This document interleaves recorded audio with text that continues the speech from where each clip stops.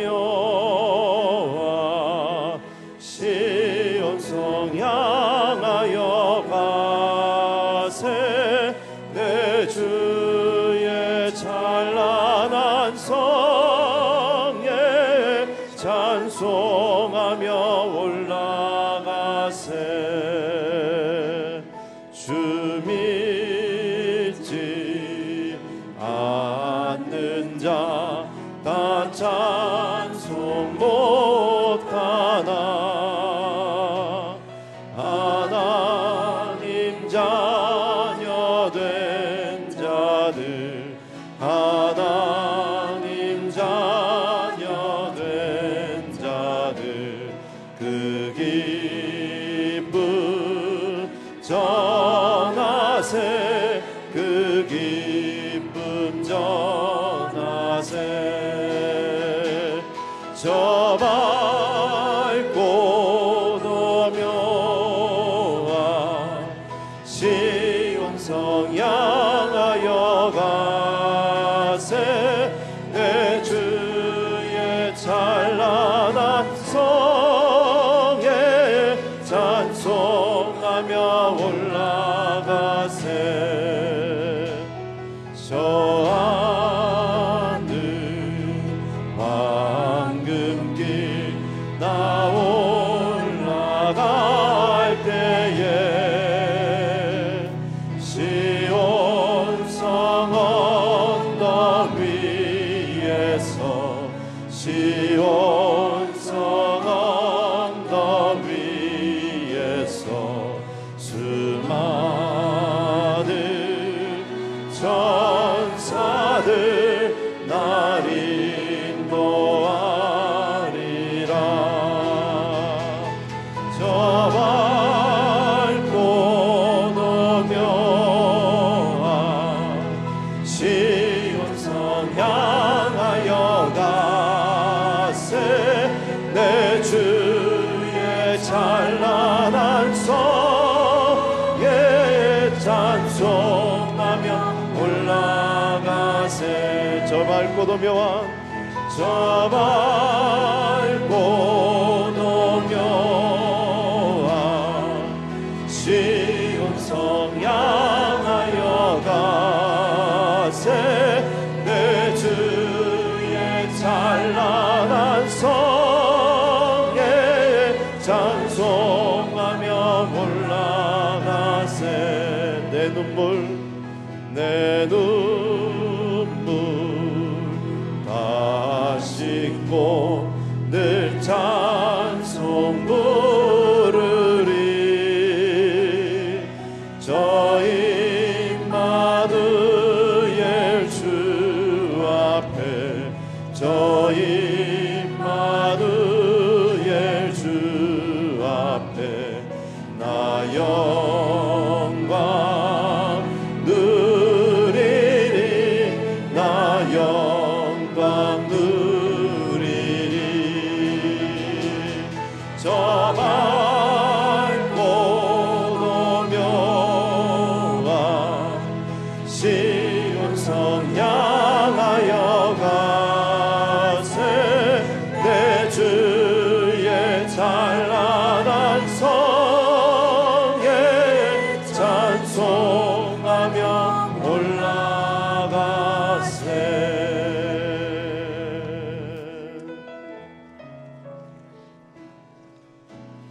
이 세상을 살아가는 동안에 나의 힘을 의지할 수 없으니 기도하고 낙심하지 말 것을 주께서 참 소망이 되심이라 다시 한 번 더 이 세상을 살아가는 동안에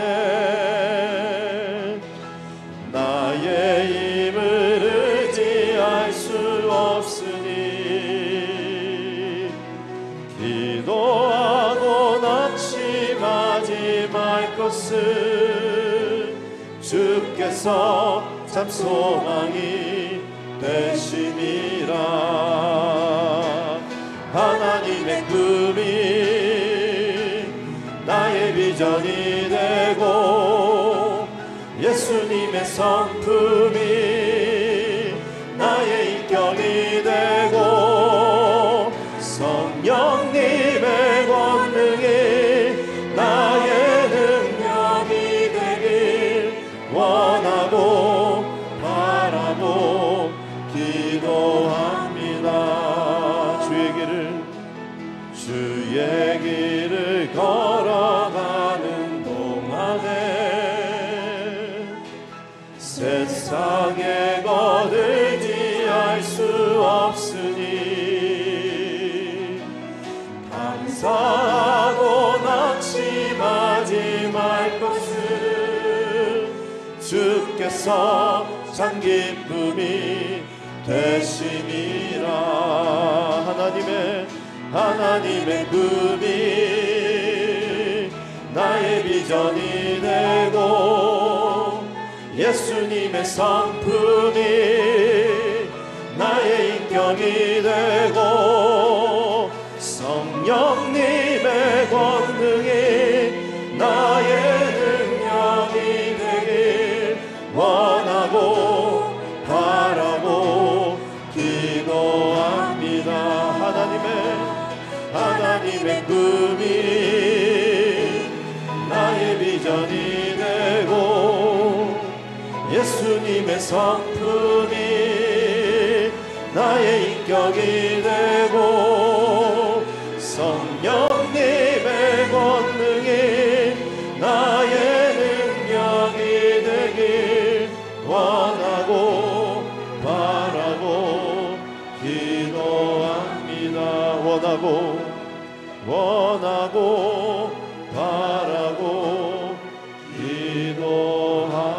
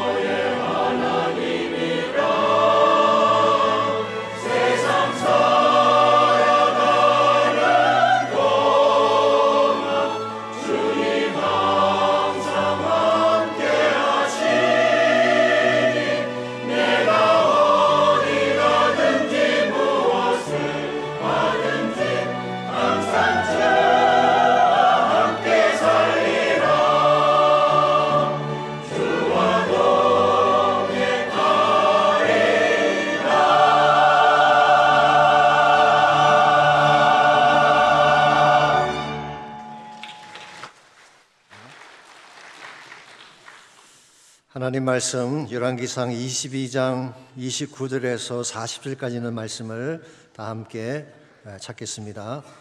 열왕기상 22장 29절에서 40절 찾으신 줄 알고 한 절씩 교독하겠습니다. 이스라엘의 왕과 유다의 여호사밧 왕이 길랄 라못으로 올라가니라. 이스라엘의 왕이 여호사밧에게 이르되 나는 변장하고 전쟁터로 들어가려 하노니 당신은 왕복을 입으소서 하고 이스라엘의 왕이 변장하고 전쟁터로 들어가니라. 아람 왕이 그의 병거의 지휘관 32명에게 명령하여 이르기를 너희는 작은 자나 큰 자와 더불어 싸우지 말고 오직 이스라엘 왕과 싸우라 한지라. 병거의 지휘관들이 여호사밧을 보고 그들이 이르되 이가 틀림없이 이스라엘의 왕이라 하고 돌이켜 그와 싸우려 한즉 여호사밧이 소리를 지르는지라. 병거의 지휘관들이 그가 이스라엘의 왕이 아님을 보고 쫓기를 그치고 돌이켰더라. 한 사람이 무심코 활을 당겨 이스라엘 왕의 갑옷 솔기를 마친지라. 왕이 그 병거 모는 자에게 이르되 내가 부상하였으니 내 손을 돌려 내가 전쟁터에서 나가게 하라 하였으나 이날에 전쟁이 맹렬하였으므로 왕이 병거 가운데에 붙들려 서서 아람 사람을 막다가 저녁에 이르러 죽었는데 상체에 피가 흘러 병거 바닥에 고였더라. 해가 진력에 진중에서 외치는 소리가 있어 이르되 각기 성읍으로 또는 각기 본향으로 가라 하더라. 왕이 이미 죽음에 그의 시체를 메어 사마리아에 이르러 왕을 사마리아에 장사하니라. 그 병거를 사마리아 못에서 씻음에 개들이 그의 피를 핥았으니 여호와께서 하신 말씀과 같이 되었더라. 거기는 창기들이 모욕하는 곳이었더라. 아합의 남은 행적과 그가 행한 모든 일과 그가 건축한 상하궁과 그가 건축한 모든 성읍은 이스라엘 왕 역대 지략에 기록되지 아니하였느냐. 아합이 그의 조상들과 함께 자매해 그의 아들 아하시아가 대신하여 왕이 되니라. 아멘. 너무 평범한 말 같긴 합니다만은 인생은 한 번밖에 살지 못합니다. 한 번밖에 살지 못하는 인생이라면 이왕이면 잘 살아야 되지 않겠습니까? 근데 잘 산다고 하는 말의 의미가 정말 무엇을 뜻하는 것일까요? 흔히 말하듯이 돈을 많이 벌고 자신이 원하는 것을 성취하면 잘 사는 것일까요? 혹은 건강하게 살다가 편안한 노후를 맞이하게 되면 잘 사는 것일까요? 한 번은 뉴욕의 유명한 자산관리자 한 분이 재테크 전문가입니다. 배로 여행을 하다가 전환사고를 당하게 됐습니다. 그러나 구사일생으로 구조가 되어서 한 어촌의 어부집에 머물게 됐습니다. 평화로운 어촌의 모습을 보자 이왕 온 김에 며칠 쉬고 가자 그 결정을 하게 됐어요. 어부집에 머무는 동안에 가만히 보니까 어부가 매일 한적하게 낚싯대를 가지고 바닷가로 나가서 고기를 잡는 것입니다. 그렇게 해서 잡은 고기를 몇 푼 안 되는 돈에 파는 것입니다. 이것을 본 재테크 전문가가 이 어부를 좀 도와줘야 되겠다. 돈을 많이 벌 수 있도록 잘 살도록 도와주겠다 생각을 해서 어부에게 제안을 합니다. 사실은 제가 뉴욕의 유명한 자산 관리자입니다. 제 말씀대로 하시면 큰 돈을 벌 수 있습니다. 어떻게 해요? 일단 낚싯대로 하지 마시고 그물로 물고기를 잡으십시오. 그럼 틀림없이 더 많은 고기를 잡게 될 것입니다. 그런 다음에는요, 트럭을 사십시오. 그리고 물고기를 내륙에 싣고 가서 파십시오. 그런 다음에는요, 배를 사는 것입니다. 그리고 사람들을 고용해서 더 많은 물고기를 잡는 것입니다. 그런 다음에는요, 그 이익금으로 회사를 설립하십시오. 해저 개발과 해양 운송 사업에도 투자를 하는 것입니다. 그러자 어부가 되물었습니다. 왜, 무엇을 위해 이것을 해야 하는 것입니까? 무엇을 위해서라니요? 그래야 노후를 편안하게 보낼 수 있게 되지 않겠습니까? 이 말 들은 어부가 마지막으로 한 번만 더 질문을 하겠다고 했습니다. 편안한 노후라는 게 대체 어떤 것을 말합니까? 재테크 전문가가 말을 했습니다. 이런 작은 어촌에 내려와서 한가하게 낚시나 하면서 사는 것이지요. 그때 우리가 뭐라 그랬겠어요? 보시다시피 이미 그렇게 살고 있지 않습니까? 여러분, 과연 잘 산다, 못 산다라고 하는 것을 단순히 삶의 형태만 보고 판단할 수가 있을까요? 이 삶의 중심에 무엇을 품고 무엇을 향해 사느냐가 중요한 것입니다. 인생의 진정한 목적이나 방향성이 없다면 큰 돈을 번 사업가나 작은 어촌에서 낚시를 하는 자나 별 차이가 없는 것입니다. 그저 편안한 노후나 추구하다가 세상을 떠나고 말지 않겠습니까? 이런 면에서 우리가 진실로 인생을 바르게 살려면은 삶의 관점을 바르게 설정해야 되는 것입니다. 그것은 하나님 앞에서 삶의 위치를 바르게 설정하고 그분의 목적을 향해 사는 것입니다. 그때 우리의 가는 길도 바르게 진행이 되지만 인생을 다 살았을 때 남길 열매가 아름답게 되는 것입니다. 이와 같이 하나님 앞에서 바르게 사는 것을 좀 생소한 용어일지 모르지만 코람 데오라고 부릅니다. 사실 이것은 라틴 말입니다. 두 개의 단어가 합쳐진 것인데요. 코람이라는 말은 앞에서 면전에서 그런 뜻이죠. 전치사입니다. 데오는 데우스, 하나님을 의미하는 것입니다. 직역을 하게 되면 하나님 앞에서 그런 뜻입니다. 흔히 여러분께서 임직식이나 안수식에 가면 코람 데오로 사역하십시오라는 권면의 말씀을 들을 때가 있을 것입니다. 인간들 눈치 보면서 가식적으로나 외식적으로 하지 말고 하나님 앞에 사는 자세로 사역하라, 그런 메시지죠. 사실 코람데오라는 이 용어는 5세기 초반에 제롬이라는 사람이 있습니다. 우리 캐톨릭의 유명한 교부이죠. 이분이 성경을 번역했는데 라틴 말로 그것을 불게이트라고 부릅니다. 불가타라고 부르기도 하고요. 그때 이분이 그 성경의 여러 곳에서 하나님 앞에서라는 단어를 쓸 때 코람데오라고 하는 번역을 했습니다. 그 중에 대표적인 몇 가지를 소개해드리자면 신명기 4장 10절에 보면 내가 호렙산에서 내 하나님 여호와 앞에 섰던 날에, 여기 the day you stood before the Lord your God, 너의 여호와 하나님 앞에 섰던 해. 모세가 호렙산에서 하나님 임재 앞에 섰던 것을 말하는 것입니다. 이 하나님 임재 앞에서는 이것이 모든 영광과 능력의 근본 솔세가 되죠. 역대상 13장 8절에 보면은 다윗이 언약궤가 들어올 때에 하나님 앞에서 힘을 다해 뛰놀며 노래했다고 했습니다. 이 찬양의 자세를 말합니다. 어린아이처럼 뛰며 노래했던 다윗, 사람들의 눈치 보지 않고 사람들 위해 꾸미지 않고 그저 하나님 앞에서 어린아이같이 춤을 추었던, 이걸 코람데오라고 불렀어요. 사도행전 4장 19절에 보게 되면 이 사도들이 했던 말입니다. 하나님 앞에서 너의 말을 듣는 것이 하나님의 말씀 듣는 것보다 옳은가 판단하라. 그 당시 사도들은 관원들의 핍박을 받고 죽음의 위치까지 협박을 받았지만 그들은 세상 두려워하지 않고 하나님 앞에서 너희들 말 듣지 않고 하나님의 말씀을 전하겠다, 이 복음에 대한 외침을 선포한 것입니다. 이와 같이 사람들 눈치 보지 아니하고 어떤 꾸밈이나 위선 떨지 아니하고 하나님 앞에서 바르게 사는 것을 코람데오라고 하는 것입니다. 사실은 신약 성경에 나오는 사도 바울의 좌우명이 코람데오였어요. 바울은 인간 눈치 보지 않았습니다. 그 당시에 종교 제도에 그런 구애받지 않았습니다. 하나님 앞에서, 예수 그리스도 앞에서 코람데오로 삶을 살았기 때문에 위대한 선교적 열매를 남길 수가 있었죠. 종교개혁자들의 좌우명도 코람데오였다고 합니다. 아시겠지만 종교개혁자들이 내세웠던 5가지 솔라가 있습니다. 오직이라고 번역할 수 있는 솔라 스크립투라, 이것은 오직 성경으로, 솔라 그라치아, 오직 은혜로, 솔라 파이데, 오직 믿음으로, 솔루스 크리스투스, 오직 그리스도로, 솔리 데오 글로리아, 오직 하나님의 영광을 위하여. 이 5가지 솔라가 있는데 이 5가지 솔라 위에 코람데오를 두었다고 합니다.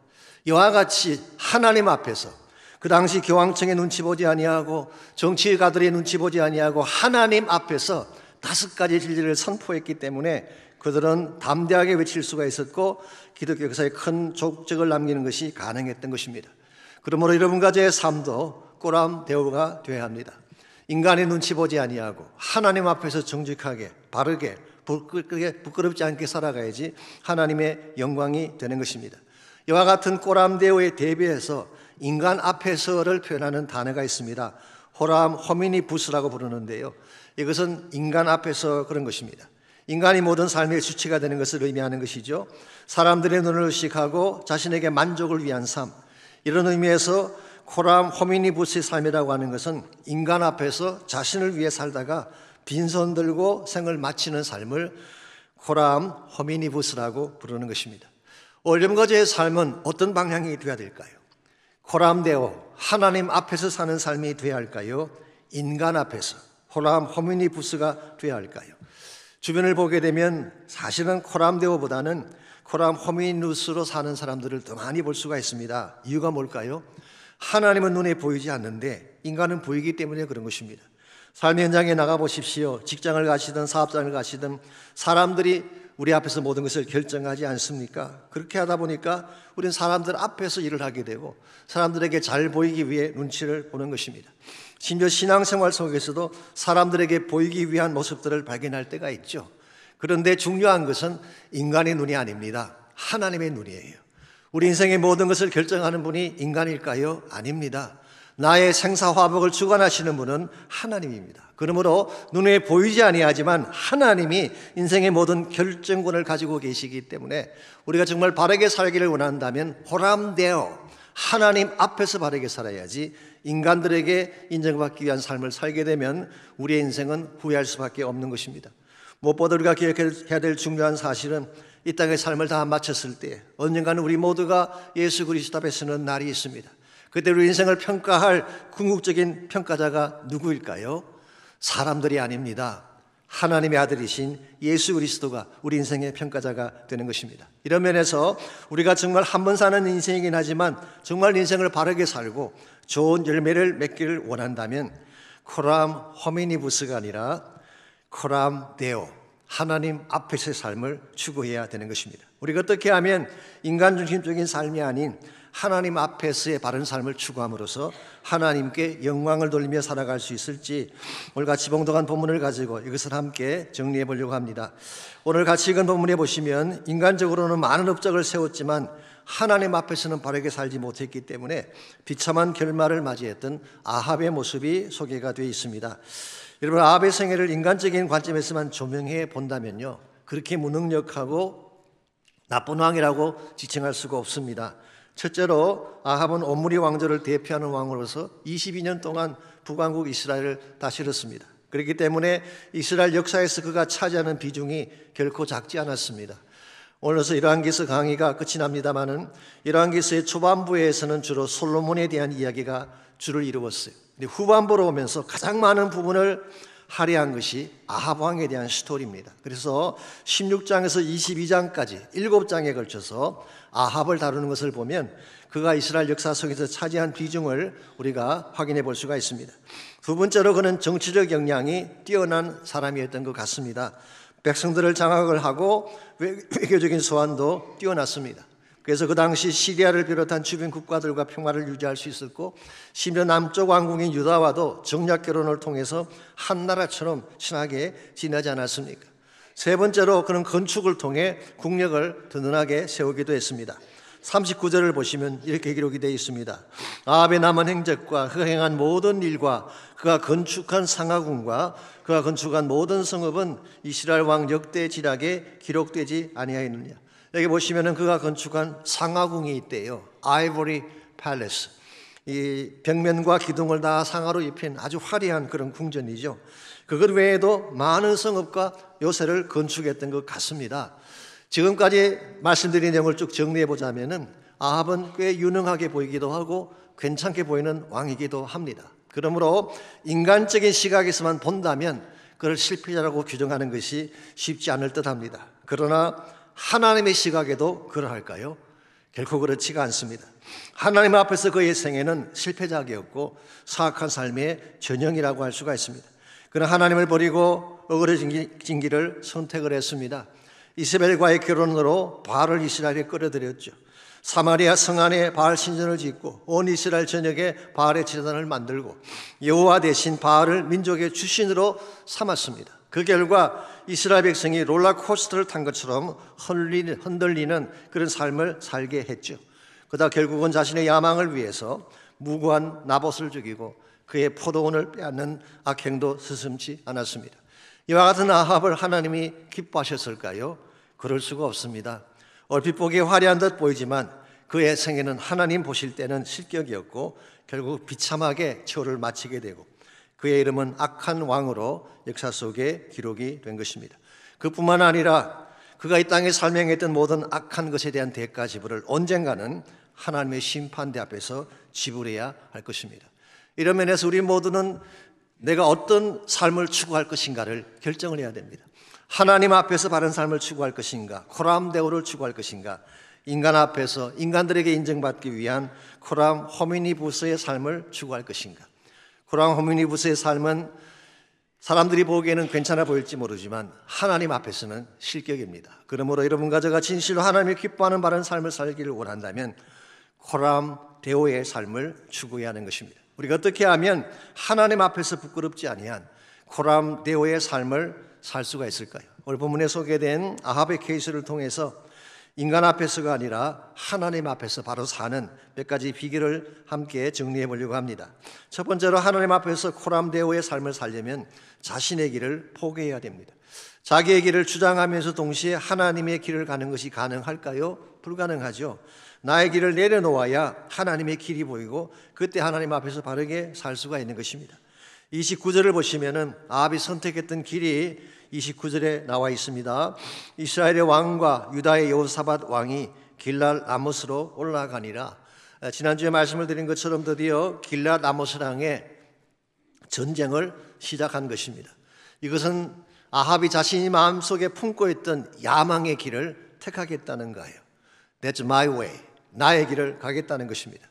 그런데 아합이 이와 같이 자신의 길을 선택한 것이 한 번, 두 번이 아니었습니다. 매번 자신의 길을 고집하고 하나님의 길을 따르지 않았어요. 베나닷과 죄악을 맺을 때도 자기 마음대로 했잖아요.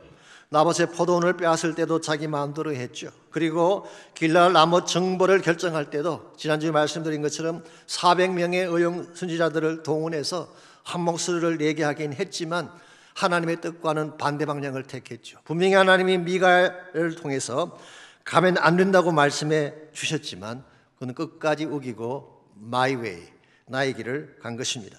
이와 같이 계속 자기의 길을 가겠다고 우기니까 하나님께서 오케이, 그럼 마음대로 해 라고 레벨을 둔 케이스라고 볼 수가 있어요. 그래서 어떤 성경학자는 오늘 본문의 이 사건이 로마서 1장 28절에 소개된 바울이 말한 God gave up, 하나님이 내버려 두심에 대한 케이스가 아닐까 그렇게 설명하기도 합니다. 그들이 마음에 하나님 두기를 싫어하며 하나님께서 그들을 상실한 마음대로 내버려 두사, 이것은 God gave them up, 하나님의 내버려 두심. 이건 사실 굉장히 무서운 것입니다. 겉으로 보기에는 조용해 보이지만 심판 메시지가 담겨져 있는 것입니다. 하나님의 손이 우리를 떠나는 순간 우리 인생이 어떻게 되는지 아십니까? 마치 껌 떨어진 영과 같이 어디로 곤두박질 칠지 모르는 것입니다. 이런 면에서 My way, 노래 좋아하시는 분들은 My way를 주장하실지 모르지만 My way는 결코 바람직한 길이 아닙니다. 하나님의 길을 택해야 되는 것입니다. 이와 같이 아합이 나의 길을 고집했기 때문에 30절을 보시면은 한 가지 흥미로운 일을 그가 하게 됩니다. 30절입니다. 이스라엘의 왕 아합이죠. 여호사밧에게 이르되 나는 변장하고 전쟁터로 들어가려 하노니 당신은 왕복을 입으소서 하고 이스라엘 왕이 변장하고 전쟁터로 들어가니라. 아합이 전쟁터로 들어가면서 변장을 했어요. 자신은 평복을 입고 여호사밧에게 자신의 왕복을 입혀서 전쟁터로 나가게 한 것입니다. 자, 왜 이와 같이 변장을 했을까요? 물론 평소에 아합이라는 그 인간성 자체가 취기한 사람이죠. 속이기를 좋아하고 비열한 사람이기 때문에 그랬을 수도 있지만 더 큰 이유는 여기 있습니다. 그 마음속에 두려움이 있었기 때문이에요. 비록 그가 미가의 말을 거절은 했지만 마음구석에 혹시나 하는 두려움이 있었던 거예요. 이번 하나님 없이 사는 사람들이 경험하는 일반적인 현상이 이것입니다. 의지할 대상이 없이 혼자 힘으로 전쟁을 한다고 생각해 보세요. 떨리지 않겠습니까? 불안하거나 두렵지 않겠습니까? 그러므로 하나님 없이 가는 인생은 두려워할 수밖에 없어요. 오래전 이야기이긴 합니다마는 한국의 삼풍백화점이 무너졌을 때 수많은 사람들이 붕괴된 건물 속에 갇혀서 죽는 그런 참사가 일어나지 않았습니까? 그때 엎주려되는 사람에게 기자 한 분이 질문을 했어요. 백화점의 구조에 금이 가고 무너질 수 있다는 것을 알면서도 어떻게 사전에 대처를 안 했습니까? 업주가 대답하기를 설마 했지요. 아니 그럼 왜 당신들은 먼저 백화점을 빠져나왔습니까? 혹시나 했지요. 이와 같은 자세로 사업을 하는데 어떻게 사업이 잘 될 수가 있겠어요? 잘못된 부분이 있으면 고쳐야지. 두렵고 떨리는 부분이 있으면 정직하게 인정하고 도움을 요청해야지. 자신만 살겠다고 살짝 빠져나오는 이기적인 행태, 이거는 본문에 소개된 아합의 모습과 유사한 것입니다. 그러므로 여러분과 제가 정말 하나님 보시기에 합당한 삶을 살기를 원한다면 My way가 아니에요. 내가 고집하는 길이 아니라 하나님이 준비하신 길을 선택해야 돼요. 그래야지 우리 인생길이 바르게 진행이 되고 결과가 좋게 되는 것입니다. 이사야 55장에 보게 되면 이사야 선지자가 그 당시 자신들의 길을 주장함으로써 결국 패망하고 바벨론으로 포로로 끌려갔던 유다 민족을 향한 메시지가 이사야 55장 6절에서 9절에 기록되어 있습니다. 제가 먼저 6절과 7절을 읽습니다. 너는 여호와를 만나만 할 때에 찾으라. 가까이 계실 때에 그를 부르라. 악인은 그의 길을, 불의한 자는 그의 생각을 버리고 여호와께로 돌아오라. 그리하면 그가 긍휼히 여기시리라.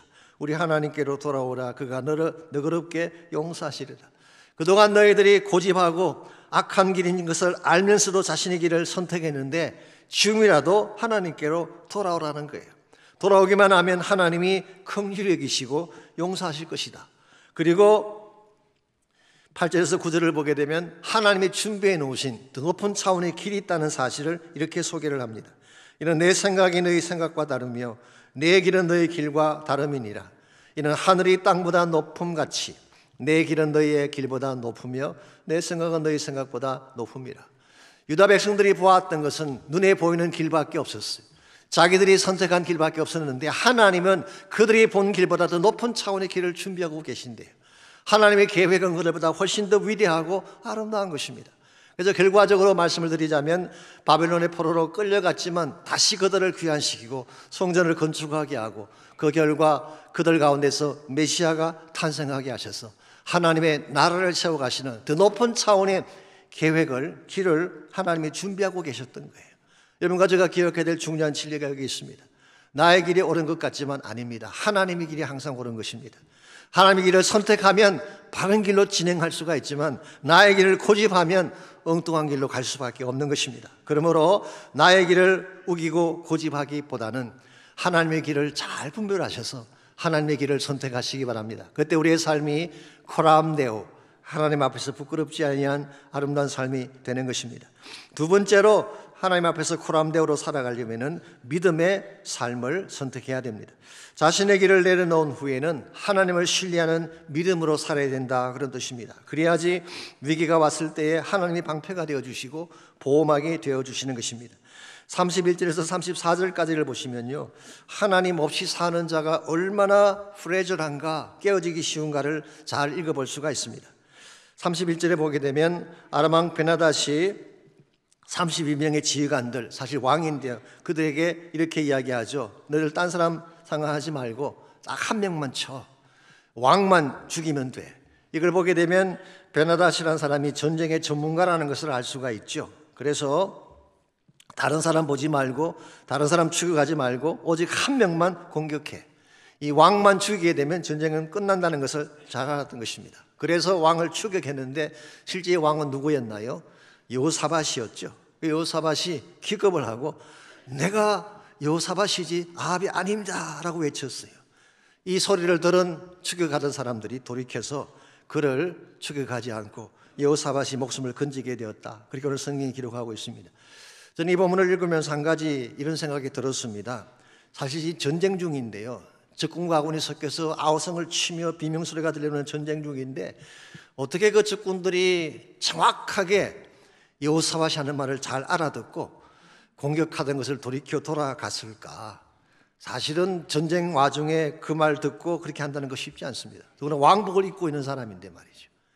이걸 보게 되면 아주 슬라이디스한 힌트이긴 하지만, 작은 힌트이긴 하지만 이 대목에서 하나님의 손길이 인발브된 것을 확인할 수가 있습니다. 아시겠지만 여호사밧은 본의 아니게 전쟁에 참전을 했죠. 물론 그것은 잘못한 것입니다. 그럴지라도 그는 평소에 하나님을 경외하고 하나님을 믿는 믿음의 사람이었어요. 그렇기 때문에 절대절명의 위기의 순간 하나님이 보호의 손으로 덮어주신 거예요. 자, 그 반면에 34절을 보십시오. 아합의 경우는 정반대입니다. 34절, 한 사람이 무심코 활을 당겨 이스라엘 왕의 갑옷 솔기를 마친지라. 왕이 그 병거 모든 자에게 이르되 내가 부상하였으니 내 손을 돌려 내가 전쟁터에서 나가게 하라 했으나. 여기 보시면은 그 아람의 군인 한 명이 그냥 무심코 활을 쏘았어요. 무작위로 활을 쏜 것입니다. 영어 성경에서는 aimless, randomly 그렇게 번역해서 아무 생각 없이 어떤 목표를 정하지 않고 그냥 당긴 화살인데 이 화살이 많은 군중들 한가운데 있는 아합에게 명중을 했어요. 그것도 갑옷의 속기에 맞았다, 솔기에 맞았다 기록합니다. 이 갑옷은 통으로 되어 있는 것이 아니라 그 바깥에 가죽이나 쇠 붙이듯이 조각을 붙여서 만들지 않습니까? 그 연결 부위를 솔기라고 하는 것입니다. 일부러 겨냥해도 맞추기 쉽지 않은 부위인데 어떻게 그 멀리서 무심코 쏜 화살이 그것에 정확하게 명중한 것일까요? 그러므로 이것은 우연이라고 볼 수가 없습니다. 아합이 믿음을 저버리고 하나님을 떠나갔기 때문에 주어진 결과라고 보는 것이 마땅할 것입니다. 사실 지금까지 아합이 왕으로서 살아왔던 것은 하나님의 은혜 때문이었습니다. 비근한 해로 지나면 아람과의 전쟁에서 승리를 했는데 아합이 잘나서 이긴 것인가요? 그렇지 않죠. 하나님이 방패가 되어주셨기 때문에 승리한 것입니다. 그랬는데 하나님이 그를 떠나가자 지나가던 화살 한 개도 피하지 못해 비참한 최후를 맞이하게 된 것입니다.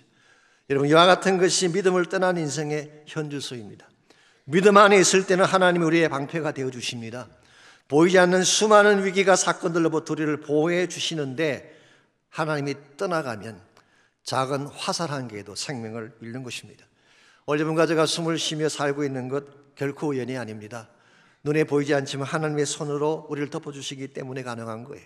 우리 가정이 안정되고 자녀들이 안정되게 살 수 있는 것 그냥 일어난 일이 아닙니다.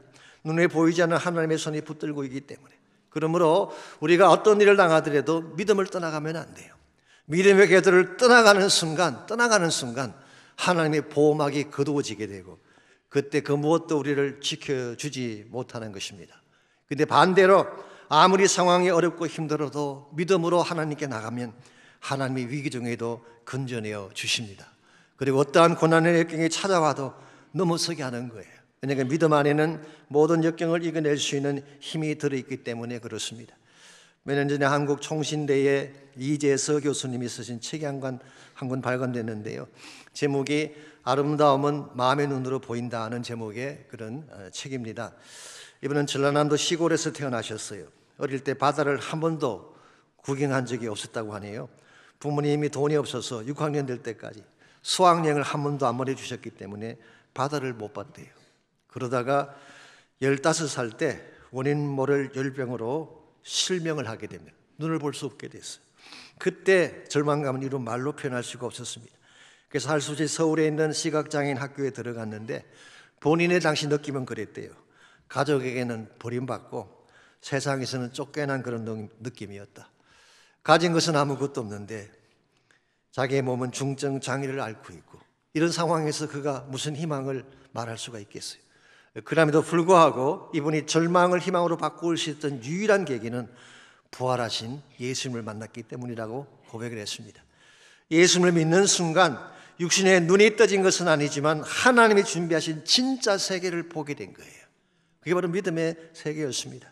실명된 눈을 가지고는 할 수 있는 것이 아무것도 없었지만 영적 눈을 뜨고 보니까 믿음으로는 불가능한 것이 없다는 사실을 확인하게 된 것입니다. 예수님께서 친히 말씀해 주신 것처럼 할 수 있거든이 무슨 말이냐, 믿는 자에게는 능치 못할 일이 없느니라. 마가복음 9장 23절의 말씀이 자신에게 주시는 말씀으로 받아들여지게 되고 이 말씀 붙들고 나니까 겁나는 것이 없더래요. 그래서 총신대에 들어가서 학교를 졸업하고 미국에 오셔서 PhD를 따고 한국 돌아가셔서 교수가 된 것입니다. 그리고 2019년도에 총신대 21대 총장이 되었는데요. 시각장애인이 대학교 총장이 된 것은 이분이 처음이라고 합니다. 뿐만 아니라 미랄 선교회를 만드셨고 지금도 세계 미랄연합 총재로 섬기고 계십니다. 어떻게 이와 같은 일이 가능할까요? 그렇게 권세가 있고 능력이 많은 아합 왕은 지나가던 화살 한 개도 목숨을 잃었는데 어떻게 가난하고 가진 것 하나 없는 시각장애자가 이처럼 창대한 일을 하는 것이 가능했을까요? 대답은 딱 하나입니다. 믿음 때문이에요. 비록 연약하지만 앞도 볼 수 없는 중증 장애자이긴 하지만 엘로힘의 하나님, 엘샤다의 하나님을 믿는 순간 그 모든 장애는 떠난 거예요. 모든 고난은 극복되어진 것입니다. 이런 면에서 여러분과 제가 정말 하나님의 기뻐하는 바른 삶을 살기로 한다면 나를 의지하면 안 돼요. 사람들을 의지해서도 안 됩니다. 하나님만을 신뢰하는 믿음을 가질 때 믿음이 여러분을 승리하게 만들고 하나님의 사람답게 살도록 만들어주시는 것입니다. 이런 면에서 무슨 문제를 당할지라도 여러분 두려워하지 말고 염려하지 말고 믿음 가운데 하나님 바라보시기 바랍니다. 믿음의 능력을 붙잡고 사셔서 꼭 승리하시기를 바랍니다. 이와 같이 우리가 하나님 앞에서 코람데오의 삶을 살려면 1차적으로는 나의 길을 내려놓고 My way를 내려놓고 하나님의 길을 택해야 됩니다. 그것이 항상 최선이기 때문입니다. 두 번째는 환경이나 자신을 보지 말고 하나님만 신뢰하는 믿음으로 살아갈 때 하나님이 우리를 위기에서 건져주시고 승리를 안겨주시는 것입니다. 마지막 세 번째로 하나님 앞에서 코람되어의 삶을 살려면 축복의 열매를 남겨야 됩니다. 우리가 하나님 앞에서 바르게 살려면 평소에 삶의 열매가 아름다워야 된다, 그런 뜻입니다. 그래야 하나님 앞에 영광된 삶이 되는 것이죠. 35절에서 38절까지를 보시면 아합의 마지막 장면이 기록됐는데요, 저 비참하게 그의 치유가 끝이 납니다. 이처럼 비참하게, 얼핏 보게 되면 수치스러울 정도로 비참하게 치유를 마치는데요, 그 이유가 무엇인지 아십니까? 그가 평소에 뿌렸던 악한 씨앗 때문에 그렇게 된 것입니다. 먼저 35절을 보시면 아합이 화살에 맞은 후에 그것을 빨리 빠져나오려고 했어요. 그런데 병거와 병사들이 앞을 막고 있기 때문에 전쟁터를 빠져나올 수가 없었어요. 그래서 해가 질 때까지 병거 위에 서서 피를 다 쏟아버리고 죽게 된 것입니다. 그 결과 그의 시신은 사마리아로 메어와서 그곳에 장사를 지내게 되지만 38절을 보시면은 그 병거를 사마리아 못에 씻음에 개들이 그 피를 핥았으니 여호와의 하신 말씀과 같이 되었더라. 거기는 창기들의 목욕하는 곳이었더라. 그 병거를 사마리아 못에 가져와서 씻었는데 그의 피를 개들이 핥았다고 했어요. 더구나 그곳은 창기들의 목욕하는 곳, 아마도 바알을 섬기는 바알 그 사제들의 목욕 장소였던 것 같습니다. 유대 역사가인 조세푸스는 이 장소를 이스라엘의 못이라 그렇게 해석을 했습니다. 아마도 그는 이 아합의 죽음이 우연이 아니라 그가 뿌렸던 죄악의 씨앗 때문임을 밝히기 위해 그렇게 주석을 한 것 같습니다. 참고로 열왕기상 21장 19절을 보시면 하나님께서 엘리야를 통해서 이미 말씀으로 예언을 해주셨어요. 개들이 나봇의 피를 핥은 곳에서 개들이 내 피, 내 몸의 피도 핥으리라, 그렇게 말씀하셨는데 이 말씀이 그대로 성취가 된 것입니다. 이런 면에서 지금 아합이 이렇게 비참하게 수치스러울 정도로, 저주스러울 정도로 최후를 맞이하게 된 이유는 우연히 주어진 것이 아니라 그가 그동안에 뿌렸던 악의 씨앗이 있었기 때문에, 악의 씨앗을 뿌린 자는 악의 열매를 먹을 수밖에 없는 것입니다. 그러므로 여러분과 제가 인간 중심의 삶을 살게 되면 우리도 이와 같은 우를 범할 수가 있는데, 하나님 앞에서 바르게 살게 되면 이렇게 살지 않게 됩니다. 하나님 앞에서 사는 사람들은 축복의 축복의 씨앗을 심고 축복의 열매를 거두는 삶이기 때문에 하나님께서 우리에게 능력을 주십니다. 주의 목적 위에 살기를 원하는 자들에게는 반드시 열매가 아름답도록 만들어 주시는 것입니다. 이런 면에서 우리는 사도 바울이 갈라디아서 6장 7절 이하에서 말씀하셨던 이 추수의 원리를 다시 한번 우리가 살펴볼 필요가 있습니다. 갈라디아 6장 7절에서 9절입니다. 사도 바울이 이렇게 권면합니다. 스스로 속이지 말라. 하나님은 만홀히 여김을 받지 아니하시나니 사람이 무엇으로 심든지 그대로 거두리라. 자, 무엇으로 심든지 그대로 거둔다, 이게 하나님이 준비하신 추수의 원리예요. 추수의 원리. 여기서는 자연의 원리이기도 하지만 영적 추수의 원리도 동일하다고 할 수가 있습니다. 우리가 심은 대로 거두는 거예요. 심은 대로 거두는 것입니다. 그래서 자기 육체를 위하여 심는 자는 육체로부터 썩어진 것을 거두고 성령을 위하여 심는 자는 성령으로부터 영생을 거두리라. 우리가 선을 행하되 낙심하지 말지니 피곤하지 아니하면 때가 이름에 거두리라, 그렇게 말씀하셨어요. 성령으로 심는 자는 성령으로 거두게 되고 생명의 씨앗을 심는 자는 생명의 열매를 거두게 되는, 이런 면에서 여러분과 제가 정말 하나님 앞에서 영광되고 바른 삶을 살려면은 무엇을 심고 무엇을 거둘 것인가에 관심을 가져야 되는 것입니다. 사랑을 심으면 사랑의 열매를 먹게 될 것입니다. 선뿌리를 심으면 서리선 아픔의 열매를 먹을 수밖에 없을 거예요. 여러분, 자녀의 삶도 마찬가지입니다. 자녀의 가슴에 무엇을 심어주느냐가 자녀의 장래를 결정하는 것입니다. 믿음을 심어주시기 바랍니다. 진리의 말씀을 심어주시기 바랍니다. 하나님 나라의 비전을 심어주시면 우리 자녀들의 장래가 창대한 인생이 되고 하나님께 영광이 되는 거예요. 그러므로 우리가 무엇을 심고 무엇을 거두느냐, 참 중요한 과제가 아닐 수가 없습니다. 한 가지 문제가 있습니다. 우리가 항상 바른 것만 심으면 참 좋겠지만 실제로는 그렇게 못 살 때가 많이 있습니다. 마땅히 좋은 씨를 뿌려야 되는데 그렇지 못할 때가 있죠. 윤동주 시인이 고백한 것처럼 하늘을 우러러 한 점 부끄럼 없이 살 수 있다면 얼마나 좋겠어요. 근데 그렇지 못할 때가 많은 것이 우리의 현실입니다. 그러므로 우리에게 필요한 것이 한 가지가 더 있습니다. 은혜가 필요한 것입니다. 물론 내가 노력하고 애쓰면 잘 산다 말할 수 있을지 모르지만 우리가 아무리 노력하고 애써도 안 되는 것들이 있어요. 그때는 하나님의 은혜가 필요한 것입니다. 제가 심는데도 그런다 이렇게 말씀을 드리니까 혹시 여러분 가운데에 목사님 그건 인과응보 사상이 아닙니까? 성경은 은혜인데 왜 인과응보에 대한 얘기를 하십니까? 라고 반문하실 분이 계실지 모르겠어요. 표정을 뵈니까 몇 분은 벌써 그런 궁금증 가지고 묻고 싶어 하고 계시는 분도 계시는데 제가 정확히 말씀을 드리면요, 은혜도 심는데도 거둔다는 원리에 포함이 됩니다. 자, 우리가 죄를 심었어요. 어떤 열매를 맺을까요? 사망의 열매를 맺습니다. 죽음의 열매를 맺습니다. 그러므로 정상적으로 말하면 내가 죄를 심었으면 죽음의 열매를 맺는 것입니다. 이게 하나님의 공이에요. 그런데 내가 지불해야 될 죽음의 대가를 누가 대신 지불해 주셨어요? 예수님께서 대신 지불해 주신 거예요. 이게 십자가 사건이죠. 그러므로 이것은 보응의 원리, 심은 대로 거둔다는 원리에 대한 예외 조항이 아니라 사실은 그것을 초월한 케이스인 것입니다. 내가 먹어야 될 사망의 열매를 예수님께서 대신 죽어주심으로 지불해 주신 거예요. 그러므로 우리에게 주어진 은혜는 우리 입장에서는 프리이지만 하나님 입장에서는 결코 프리가 아니에요. 독자 예수로 하는 대가를 지불한 것입니다. 그러므로 은혜는 보응의 원리를 어긴 것이 아니라 오히려 파격적인 사랑으로 그것을 초월한 케이스를 말하는 것입니다. 여러분, 제가 이 사실을 바로 인식할 때에 우리가 무엇을 행하든 코람데오의 바른 삶을 살 수가 있어요. 이 은혜를 아는 사람은 무엇을 하든 자랑하지 않습니다. 나의 공로를 내세우지 않습니다. 오히려 빚진 자의 자세로 사는 것입니다. 내가 하나님께 많은 충성을 했고 많은 수고를 했지만 하나님이 나에게 부어주신 은혜에 비교하면 아무것도 아닙니다. 나는 빚진 자입니다. 이런 고백으로 살게 되는 거예요. 그렇게 살 때에 여러분의 삶의 열매가 진실로 아름다워지게 되고 그 열매를 통한 영향력이 이 세상을 변화시키는 것입니다. 한국의 CCC의 설립자이신 김중곤 목사님께서 살아생전에 가장 존경하시는 분이 한 분 계시다 그랬어요. 그분은 여자 전도사님인데요, 문중경이라는 여자 전도사님이십니다.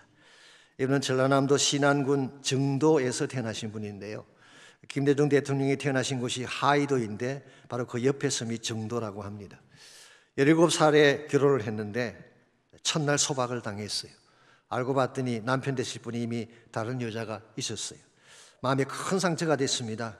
날마다 눈물로 지시다가 죽기로 결심을 합니다. 그런데 작은 섬에서 죽으면 보기가 안 좋으니까 사람이 많은 데 가서 죽자 그래서 서울로 올라가셨대요. 죽기 위해 상경을 하신 것입니다.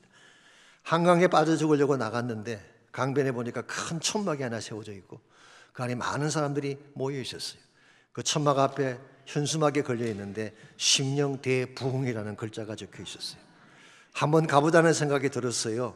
죽은 사람이 바쁘지 않잖아요. 그래서 한번 가보자 해서 가보았더니 그 장소에 이성봉 목사님이 집회를 인다고 계셨습니다. 성결교단의 대표적인 부흥사님이십니다. 그분이 마태복음 11장 28절 말씀을 가지고 설교를 하는데 그 첫 설교에 가슴이 열린 것입니다. 수고하고 무거운 짐진 자들아 다 내게로 와라. 내가 너희를 쉬게 하겠다. 그 말씀을 듣는 순간 내 아픔, 내 인생의 모든 짐을 내려놓을 분이 계시는구나. 그래서 그는 그날 예수 그리스도를 자신의 남편 삼기로 결정을 하고 이제부터 그분 앞에 부끄러운 삶을 살지 않겠다고 그는 서원을 했습니다. 하나님 앞에서 부끄럽지 않은 삶, 이게 소위 말하는 코람데오의 선포이죠. 그리고 그 후에 고향으로 돌아와서 섬마다 다니면서 복음을 전했어요. 무엇보다 사람을 키우기 위해 가난한 아이들을 모아서 밥도 해주고 똑똑한 아이들은 자신의 돈으로 학교를 보냈습니다. 이렇게 해서 길러진 인물 중에 한 분이 김중곤 목사님, 그 외에도 이만신 목사님, 정기대 교수님, 많은 분들이 그분의 영향을 받았다고 합니다. 이분은 6.25 때 인민군 손에 순교를 하셨습니다마는 그분이 남긴 열매는 너무나 위대했습니다. 민족 복음화 운동이 일어나고 수많은 청년들이 푸르고 푸른 그리스도의 계절을 꿈꾸며 일어났습니다. 오늘 한국교회가 부흥되고 성장한 이면에는 이와 같은 분들이 뿌렸던 눈물의 씨앗이 있기 때문이에요. 그래서 그분의 고향에 가면 기념관이 세워져 있고 입구에 이런 글귀가 새겨져 있습니다. 한 알의 밀알이 죽지 아니하면 한 알 그대로 있고 죽으면 많은 열매를 맺느니라. 사랑하는 성도 여러분, 저는 이와 같은 것이 코람 데오의 삶이라고 생각합니다. 나의 영광이 아니라 세상 사람들의 박수가 아니라 오직 하나님 한 분 앞에 부끄럽지 않은 삶을 사는 것, 이게 코람 데오의 삶인 것입니다. 여러분은 어떤 삶을 추구하며 인생을 살고 계시는지요? 코람 데오입니까? 아니면은 코람 호미니부스인 겁니까? 한 분을 살아도 코람 데오로 살아야지 우리가 바른 길을 달려갈 수 있게 되고 바른 열매를 남기게 되고 인생을 다 산 후에 후회하지 않게 되는 것입니다. 우리 모두가 다 기억해야 될 중요한 사실이 있습니다. 언젠가 우리 모두는 예수 그리스도의 심판대 앞에 서야 됩니다. 우리가 그분의 심판대 앞에 섰을 때 과연 그분 앞에 부끄럽지 않은 모습으로 설 수 있을지 우리 자신을 점검해야 되고 우리 삶의 방향을 하나님 앞에서의 방향으로 바꿔야 합니다. 한 번 사는 인생입니다. 그냥 살지 마십시오. 코람데오, 하나님 앞에서 하나님이 기뻐하실 하나님 앞에 부끄럽지 않은 삶을 추구하셔서 인생을 다 산 후에 언젠가 주 앞에 갔을 때에 잘했다, 착하고 충성된 종아, 이 말씀을 들을 수 있도록 전심을 다해 인생 살아가시기를 바랍니다. 은혜 아니면 살아갈 수가 없네. 보응마저도 다 주의 것이니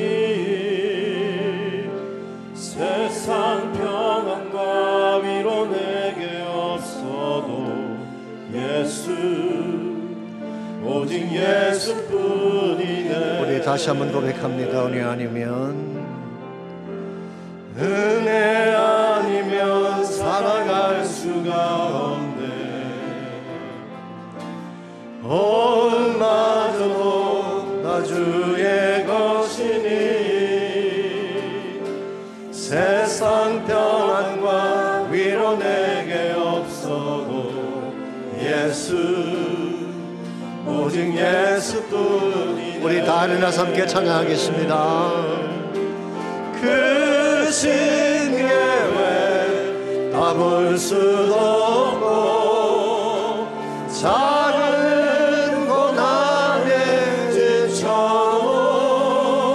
지쳐도 주께 맡긴 나의 모든 삶 버티고 견디게 하시네. 은혜 아니면 살아갈 수가 없네. 나의 모든 것 다 주께 맡기니 참된 평안과 위로 내게 주신 주 예수, 오직 예수뿐이네. 크신 계획, 크신 계획 다 볼 수도 없고 작은 고난에 지쳐도 주께 눕힌 나의 모든 삶 버티고 견디게 하시네. 크신 계획, 크신 계획 다 볼 수도 없고 작은 고난에 지쳐도 늙게 눕힌 나의 모든 삶 버티고 견디게 하시네. 은혜 아니면 살아갈 수가 없네. 나의 모든 것 다 주께 맡기니 참된 평안과 위로 내게 주신 주 예수, 오직 예수뿐. 예수, 오직 예수뿐이네. 예수, 오직 예수뿐. 다시 한번 선포할까요? 오직 예수, 예수,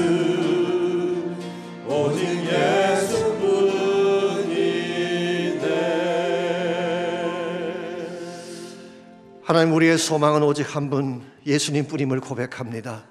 우리의 남은 생에 헛되이 살지 않도록 도와주시고 코람데오의 삶을 살아서 주 앞에 부끄럽지 않게 바르게 정직하게 주의 나라 영광과 목적을 위해 사는 삶이 되어서 언젠가 주 앞에 갔을 때에 잘했다, 착하고 충성된 종아 칭찬받는 저희 모두 되게 하여 주시옵소서. 이제는 우리 구주 예수 그리스도의 은혜와 하나님 아버지의 무한하신 사랑과 성령님의 충만한 임재하심이 예배를 마치고 돌아가는 모든 성도 한 분 한 분에게, 그들의 가정과 삶의 터전과 자녀들과 자손들 위해 이제로부터 항상 함께 하시기를 예수님의 이름으로 간절히 축원하옵나이다. 아멘.